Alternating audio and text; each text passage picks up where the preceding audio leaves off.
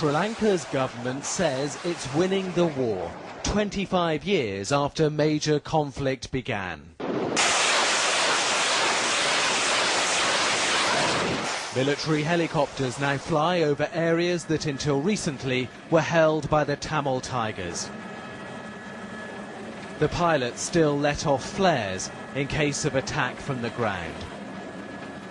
Below, troops are advancing through the jungles, further into the rebels' de facto mini-state. But the Tigers deny they're facing defeat.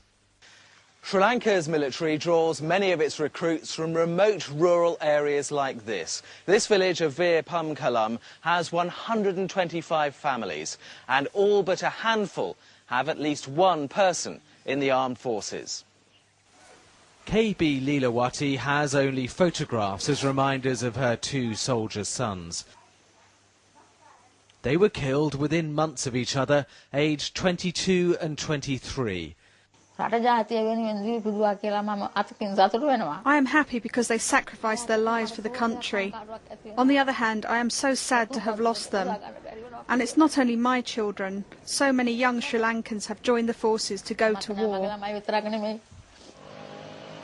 The war has brought sorrow to Veer Pamkalam, but also some relief from poverty.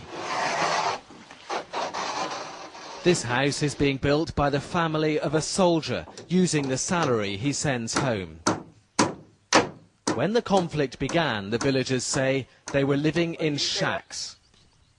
Fighting has become the best career option for young men in a village where there's little work to do.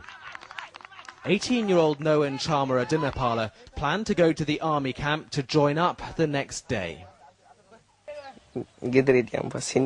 I can't stay at home. I've nothing to do, no job. As evening draws in, people gather at the Buddhist temple.